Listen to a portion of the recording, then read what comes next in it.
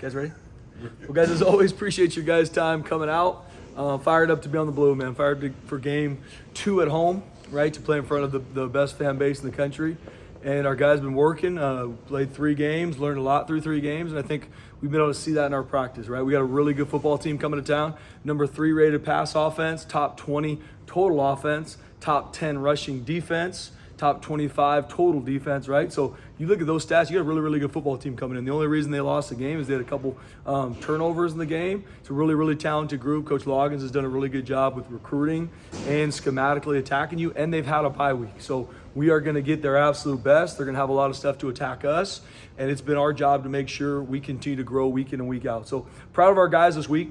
Have had some good practice, still some stuff to clean up as we grow this team, right? That's my message to our coaches all the time. Like, guys, we are not a finished product, right? Our players need us more than ever. We need to help hold them to high standards. When they do something the right way, celebrate it, love them for it. If they don't, we got to get it fixed. And we got to find the young men that can get it done the right way in all facets. Fundamentally, technically, the right culture, how we live. So proud of how we're growing. Obviously, huge opponent this weekend and excited for our team. How's Maddox doing? He's doing good. Yeah, he was able to practice a good amount this week, was able to not completely give all the team reps, was able to practice a good amount today, and he's a warrior, man. He's an absolute savage. I'm not going to use word daddy anymore after we talk, but I'm going to. Yeah, that's good. But he's a tough son of a gun, man. Like, I'm just proud of how he's been able to prep, go through his process, and he did a good job today. So he's going to be ready to roll. On the injury report, because you guys only have questionable or out, some people are kind of surprised to hear Sire was banged up, but it was never a question to you that he was going to play. So is Maddox someone that shows up as questionable, or is you expecting him to play, or how do you guys handle it? No, I'm expecting to play. I mean, like, using the Sire example, I think it's really good. Like, last Thursday when you put these things out, he was full go of practice. Right, so if someone's full go of practice, to me, he's not questionable to play in the game. Right now, Maddox played practice all day today, right? So those are the things that I go through, because I'm not trying, I don't know how everybody else uses it. Obviously, this isn't a league game, so we're not going to put it out publicly, but we're not trying to use smoke and mirrors, man. I'm trying to just be very open about where we're at, and if guys are questionable, that means we're going to need more time to figure out if they're going to play. Have you had to do more? Have you done more reps this week with Max, just in case? We did. Yep. Absolutely. Yeah, we did. Especially on Tuesday, we did more reps with Max. He did a really good job, man. Obviously, Maddox is our guy for a reason, but Max, I mean, we saw that on that drive he came in against Air Force. I mean, that built the confidence of our team with Max. If something happens and we got to go with him, have a lot of confidence in him. You've got a pretty talented duo of tight ends, both Max. I mean, Max. how important and integral are they to getting that kind of well-oiled machine of an offense going? Yeah, I mean, Matt Wagner, Matt Lauder, I think are 2 of the better tight ends in the country. Not only just what they do for us on the football field, big-time leaders of our team, too. Matt Lauder's on our leadership group, redshirt senior. I believe he's going to be an NFL football player. They do so much for our team. And then when you're speaking offensively, man, there's not a lot of tight ends in the country from what I see that can inline block a D end and then also flex out and be a matchup issue for safeties, right? So, and that's what those 2 are. What do you respect about the culture about Appalachian State? Obviously a program that's probably synonymous with you guys when it comes to upsets. Yeah, I mean, we did a lot of research on them this week, right? Even a little bit in the preseason, more in the preseason, just getting to know their staff and kind of the schematics we're going to see this week, just to talk to our team about, who they are, the wins they've had, the culture they have. I mean, that fan base is awesome. Right? I mean, seeing a lot of the culture they have, they talk about tradition, they talk about toughness, they talk about being together, right? A lot of similarities to some of the core values that we have, right? So I think there's a lot of similarities. And really, I mean, it's going to be a big-time matchup. I think they hired the right guy in Coach Loggins. I mean, seeing what they've been able to do and how they attack you offensively, he's done a really good job. And I know even in year 1, they're going to continue to grow year in and year out. So it's been cool to kind of get to see. We showed them blocking the kick against Michigan and some of the Texas A&M upset, and just to show our guys, like, this is the tradition this team comes from. Obviously, every year's a new year, no different like us. They could watch the Boise State beating Oklahoma and some of these other ones, but this is 2025. Who are we going to be? And that's why you play the game. I know you think a lot of the quarterback over there, but he's got a few turnovers in the red zone and in the end zone. Is that something you guys can specifically focus on to exploit, or do you just take it as it comes? Yeah, I mean, their quarterback's got an NFL arm, right? I've been open about that, and that's just Coach D pumping up and like.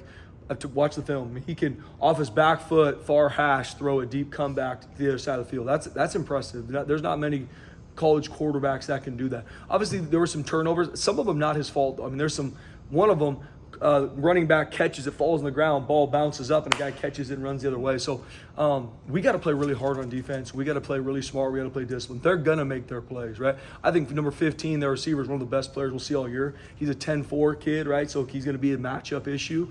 Love their running back. They got a really good set of tight ends. So we're going to get attacked. They got a quarterback to give them the ball. We got to play really hard. We got to play discipline, and we got to be relentless. What have they done to limit teams to just 62 yards rushing? Yeah. They got a really good front seven to start out. I think they're really sound, too, and they play really well together. I think their Will linebacker, number 10's a really good player. Seeing how he plays. I like their front four, too. But number 10, man, he makes a lot of plays. He makes it all kind of work.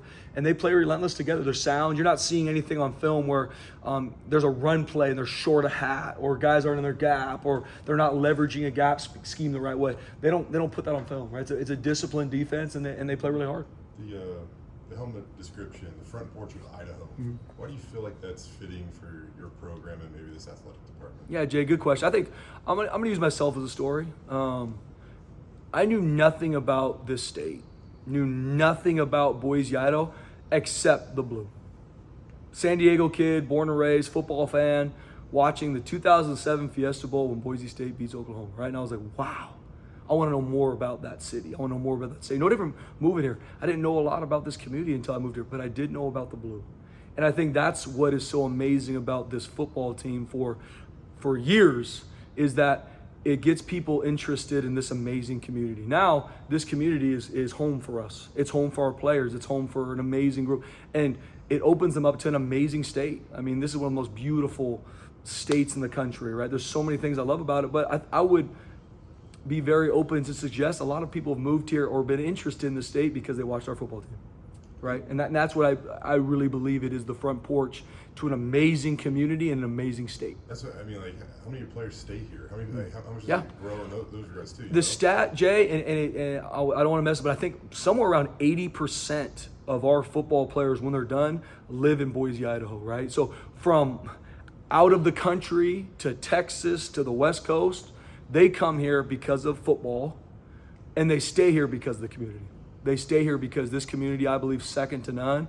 And they know this is a community. They want to raise their family, and they want to be a part of this. And that's something I'm very open with supporters and boosters and donors about when I talk. Like, hey, as you support our program, you're not only just supporting what God is doing in regards to building them as young people. These young men are going to be part of your community. Their kids are going to be going to the schools in this community, and they're going to be involved in all the things that we're involved with. So it matters. I know you talked about your story, but like, you travel around a lot, so how often times when you tell people where you live, is the blue almost the icebreaker in the conversation? It is. Oh, absolutely. It's so fun. I mean, there'll be multiple times in recruiting or anything where you'll be talking with players, and they'll be like, you know where Boise State University is at? They're like, I have no idea. Well, do you know what our color field is? Oh, it's the blue, coach. I've been playing that on college football even back in 2013, right? It's synonymous with the state. And every recruit we bring, coach, even people coming out here to professional develop, they come out here because of football. But they are so impressed with this community, so impressed with the people, the hotel they stay in. Oh, the people are amazing. I was walking down the street and people were saying hi, respectful, safe. And that is not everywhere. I think sometimes even me living here 9 years, I'll go travel to recruit or we go places and I'm like, I can't wait to get back to Boise, Idaho, because this community's special. Coach, it seems like the game next week's been talked about so much for a long time. Who's that? Yeah, exactly. Yeah. But I haven't gotten one sense in previous years or whatever. You could have said, "Oh, this has a chance to be like a trap game or whatever." And I haven't gotten that sense one bit. I don't know if it was the loss in week one or what, but it seems like this team's pretty focused about Saturday's game. Do you get that sense? Yeah, I think the term trap game and all that, BJ, to your point, comes up when you've had a ton of success back to back. We lost game one. I mean, we're 2-1.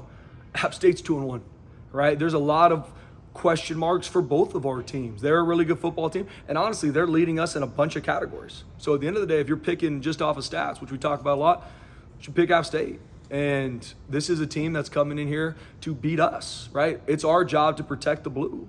And it's a big-time opponent, and especially in the landscape of college football, it's really cool to see opponents from different regions come together and play some of these games. And so, I mean, it's a big-time game. I really believe our players feel that. Obviously, we'll find out how we play Saturday night, but I believe they understand that App State has every opportunity to beat us. It's our job to work our tail off and protect the blue.